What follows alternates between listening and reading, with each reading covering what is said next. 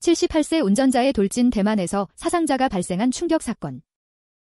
대만에서 발생한 충격적인 사건에 대해 말씀드리겠습니다. 78세 운전자가 몰던 차량이 초등학교 근처에서 보행자와 차량을 들이받는 사고가 일어났습니다. 결국 15명이 사상당했는데요. 이 사고는 많은 사람들에게 큰 충격을 주었습니다. 사고는 2025년 5월 19일 오후 4시에 발생했는데요. 이 시간은 학생들이 하교하는 시간과 겹치면서 더욱 안타까운 상황이었습니다. 특히 40대 오토바이 운전자가 즉사하고 여중생 2명도 병원으로 이송되는 중에 목숨을 잃었습니다. 이런 상황에서 운전자는 음주 측정 결과 혈중 알코올 농도가 0%로 확인되었는데요. 사고의 원인에 대한 의문이 더해졌습니다. 목격자들은 사람들이 영화처럼 날아갔다라고 표현하며 사고 당시의 충격을 전했습니다. 이 사건은 단순한 교통사고로 끝나지 않고 대만 사회에 큰 파장을 일으켰습니다. 대만 정부는 사고의 진상을 밝혀내기 위해 특별 태스크포스를 구성하였고 피해자들을 위한 지원을 약속했습니다.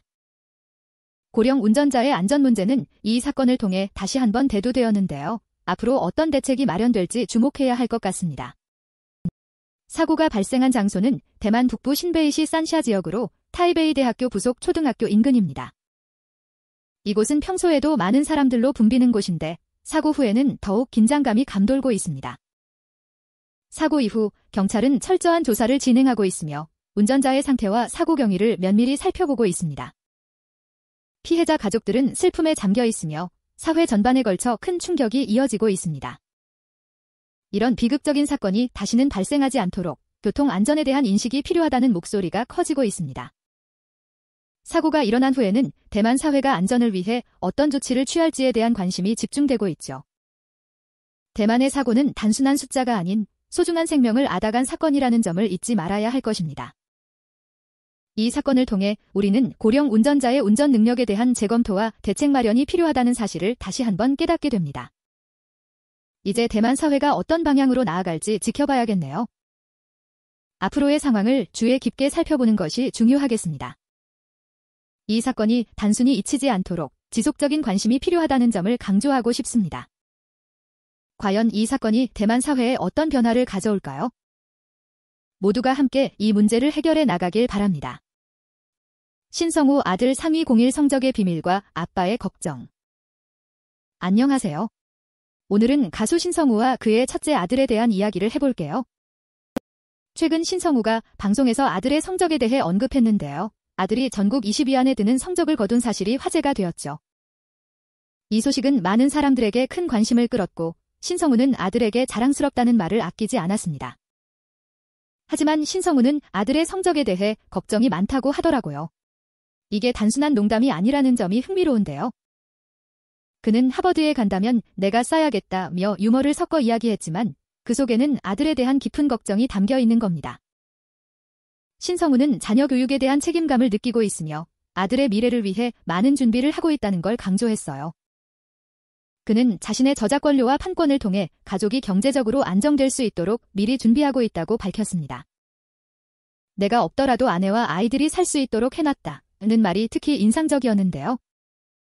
이 발언은 그의 가족에 대한 사랑과 책임감을 잘 보여줍니다. 신성우는 2016년 16세 연하의 아내와 결혼하여 2 아들을 두고 있는데 이렇게 가족을 위해 최선을 다하고 있다는 점에서 많은 부모들에게 감동을 주고 있습니다. 그의 이야기는 많은 부모들에게 공감과 응원을 불러일으킬 것 같아요. 신성우는 아들의 성적이 계속 잘 유지될지에 대한 걱정뿐만 아니라 자녀가 앞으로 어떤 길을 걸어갈지에 대한 고민도 하고 있는 것 같아요. 아들이 첫 번째로 잘했다 하더라도 앞으로도 계속 잘할 것이라는 보장은 없으니까요. 이런 걱정은 모든 부모들이 공감할 수 있는 부분이죠. 신성우의 가족에는 그가 아버지로서 느끼는 감정뿐만 아니라 부모로서의 책임감을 잘 나타내고 있습니다. 그의 이야기를 통해 많은 사람들이 자신들의 자녀 교육에 대해 다시 한번 생각해 볼 수 있을 것 같아요. 과연 신성우는 아들을 잘 지켜낼 수 있을까요? 앞으로 그의 가족이 어떤 모습을 보여줄지 기대가 됩니다. 이처럼 신성우의 이야기는 단순한 연예인 이야기 이상의 의미를 지니고 있죠. 가족에 대한 사랑과 책임감이 무엇인지, 그리고 부모로서의 역할이 얼마나 중요한지를 다시 한번 생각해 보게 됩니다. 많은 부모들이 신성우의 모습을 보며 영감을 받을 것이라고 생각해요. 오늘은 신성우의 가족에 대한 이야기를 나눠봤는데요. 여러분은 어떻게 생각하시나요? 이런 이야기가 여러분에게 어떤 의미로 다가왔는지 궁금합니다. 신성우의 이야기는 앞으로도 많은 사람들에게 잊혀지지 않을 것 같습니다. 그의 가족을 향한 사랑과 걱정이 계속해서 많은 이들에게 감동을 줄 것이라는 믿음이 드네요. 이제 신성우가 앞으로 어떤 길을 걸어갈지, 그리고 그의 아들이 어떤 모습으로 성장할지 지켜보는 것도 재미있을 것 같습니다. 이렇게 이야기를 마치며 여러분도 자신의 가족에 대해 다시 한번 생각해보는 시간을 가지면 좋겠어요. 가족의 소중함을 다시금 느끼는 계기가 되었으면 좋겠습니다. 감사합니다. 아빠의 방심 4세 아이가 창문에서 추락한 충격적인 사건. 최근에 발생한 안타까운 사건에 대해 이야기해보려 합니다. 4세 아이가 8층 아파트 창문에서 추락한 사건인데요.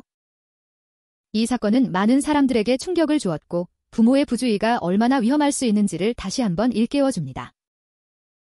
이날 아빠는 잠들어 있었고 아이는 혼자서 창문으로 다가갔죠. 아파트의 높은 층수는 아이에게 큰 위험 요소가 되었고 결과적으로 비극적인 상황이 발생했습니다. 주변 사람들은 모두 슬픔과 충격에 빠졌는데요. 이 사건은 단순한 사고가 아닌 우리 사회에서 어린이 안전에 대한 경각심을 불러일으키는 계기가 되었죠. 아이들은 호기심이 많고 안전에 대한 인식이 부족한 경우가 많습니다. 부모가 잠든 사이 아이가 창문으로 접근하는 상황은 충분히 발생할 수 있는 일이거든요. 아이의 안전을 위해서는 부모의 주의가 필요하다는 점을 다시 한번 강조하게 됩니다. 이런 사고가 반복되지 않도록 각별한 주의가 필요하다는 사실을 잊지 말아야겠죠. 사고 후 남겨진 가족은 그 슬픔을 어떻게 극복할 수 있을지 막막할 것입니다. 하지만 이러한 사건이 다시는 발생하지 않도록 우리는 교훈을 얻어야 합니다. 아이들의 안전을 지키기 위해서는 모두의 노력이 필요하다는 것이죠. 이제는 더 이상 같은 일이 일어나지 않기를 바라며 안전한 환경을 만들어 나가야 합니다. 과연 우리는 아이들을 지킬 수 있을까요? 이번 사건은 우리 모두에게 중요한 메시지를 전달하고 있습니다. 모든 부모와 사회 구성원이 함께 아이들의 안전을 위해 고민하고 행동해야 하는 시점이죠. 사고를 통해 얻은 교훈이 우리 사회의 안전 문화를 더욱 발전시키길 바랍니다. 이 사건은 비극이지만 이를 통해 우리는 더 나은 미래를 만들어갈 수 있다는 희망을 가져야 합니다. 아이들의 안전은 결코 당연한 것이 아니며 지속적인 관심과 노력이 필요한 부분입니다. 이제는 아이들의 안전을 위해 우리가 어떻게 행동해야 할지를 진지하게 고민해야 할 때입니다. 이 사건이 우리에게 남긴 교훈을 잊지 말고 앞으로 더 안전한 사회를 만들어 나갈 수 있도록 함께 노력합시다. 전소연 한 달 10억 벌어낸 비밀 공개. 전소연 한 달에 10억 원을 벌었다고 합니다. 이 소식은 많은 사람들을 놀라게 했죠. 그녀는 걸그룹 아이들의 리더로 유튜브 채널에서 자신의 수익 비결을 밝혔습니다. 사실 저작권 수익은 그리 많지 않다고 하네요. 대신 중국에서의 수익이 엄청나다고 해요. 팬들은 그녀의 솔직한 이야기에서 큰 감명을 받았고 팀원들도 그녀의 수익에 대해 농담을 던지며 부러워했다고 합니다. 전소연은 자신의 곡을 직접 작사하고 작곡하는 아티스트로 알려져 있습니다. 그녀의 재능과 노력이 결합되어 이렇게 큰 성과를 이뤄낸 것이죠. K-팝 아티스트로서 새로운 기준을 만든 셈입니다. 이런 성취는 단순히 금전적 성공에 그치지 않아요. 그녀의 이야기는 많은 이들에게 영감을 주고 아이들이 앞으로 어떤 음악적 성과를 이룰지 기대하게 만듭니다. 팬들과의 소통을 중요하게 생각하는 그녀의 모습은 더욱 많은 사랑을 받을 수 있는 요소가 되겠죠. 이제 전소연은 단순한 아이돌이 아니라 음악계에서 중요한 위치를 차지한 아티스트로 자리 잡았습니다. 그녀의 성공 스토리는 많은 이들에게 꿈과 희망을 주고 있습니다. 앞으로의 행보가 정말 기대되네요. 과연 그녀는 다음에 어떤 놀라운 소식을 전해줄까요? 이 모든 것이 앞으로의 음악 활동과 어떻게 연결될지 지켜보는 것도 흥미로울 것 같습니다. 전소연, 그녀의 매력은 음악뿐만 아니라 팬들과의 진정한 소통에서도 빛나고 있거든요. 그녀의 이야기는 계속될 것이며 아이들 역시 더욱 발전할 모습이 기대됩니다. 이처럼 K-팝은 단순한 소비 문화가 아니라 각 아티스트의 노력과 열정이 담긴 예술임을 다시금 느끼게 해줍니다. 전소연의 한 달 수익 10억 원. 그것은 단순한 금액이 아닌 그녀의 노력과 재능이 만들어낸 결과라는 점을 잊지 말아야겠죠. 팬들과의 소통을 통해 더욱 성장해 나가는 그녀의 모습. 앞으로도 계속 지켜봐야겠습니다. 정가은 택시기사로의 도전 새로운 시작의 의미는? 정가은 씨는 최근 택시기사로의 새로운 도전을 시작했습니다. 이혼 후 생활고를 겪고 있다는 그녀가 택시 운전 자격 시험에 도전한 것이죠. 그녀는 시험을 치르며 느낀 어려움을 솔직하게 털어놓았습니다. 시험이 정말 어렵다고 하더군요.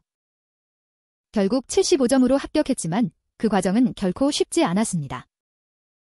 정가은 씨는 여러 콘텐츠를 참고하며 공부했는데요.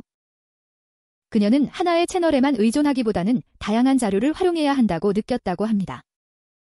합격 소식은 아버지에게 영상통화로 전했죠. 아빠의 대를 이어 택시기사로 시작해 라는 말이 인상적이었습니다. 이 장면은 정말 감동적이었어요. 정가은 씨의 아버지는 택시기사 출신으로 가족의 전통을 이어가는 의미가 있거든요. 그녀의 도전은 단순히 직업을 변경하는 것이 아닙니다. 생활고를 극복하려는 의지를 보여주는 사례죠. 많은 사람들은 그녀의 새로운 시작을 응원하고 있습니다. 정가은 씨는 과거의 어려움을 딛고 일어선 모습으로 많은 이들에게 희망을 주고 있습니다. 이제는 택시 타다가 그녀의 새로운 삶의 한 부분이 될 것입니다. 어쩌면 이 도전이 그녀에게 새로운 기회를 가져다 줄지도 모르죠. 정가은 씨의 여정은 끝이 아니라 새로운 시작이라는 것을 우리는 알 수 있습니다. 앞으로 그녀가 어떤 모습을 보여줄지 기대가 큽니다. 이제 그녀의 이야기가 많은 이들에게 영감을 줄 수 있기를 바랍니다. 정가은 씨의 도전은 우리 모두에게 큰 메시지를 전하고 있습니다. 어려움 속에서도 포기하지 않고 나아가는 모습이죠. 그녀의 이야기를 통해 우리는 힘을 얻을 수 있습니다.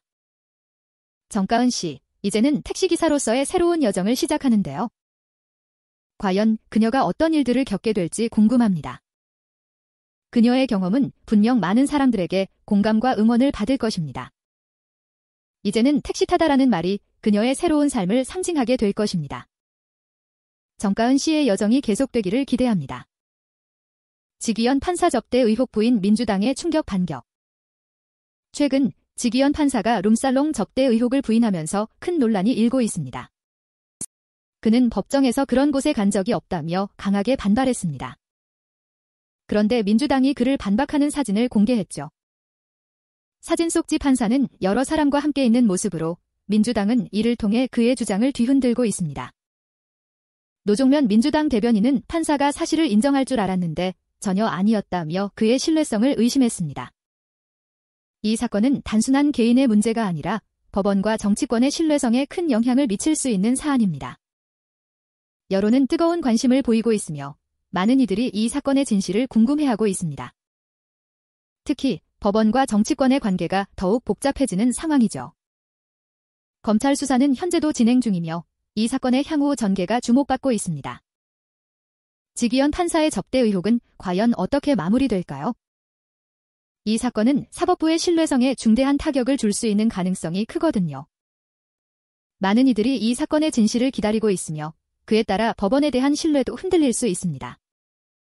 과연 이번 사건이 어떤 결말을 맞이할지 우리 모두의 관심이 모이는 지점입니다.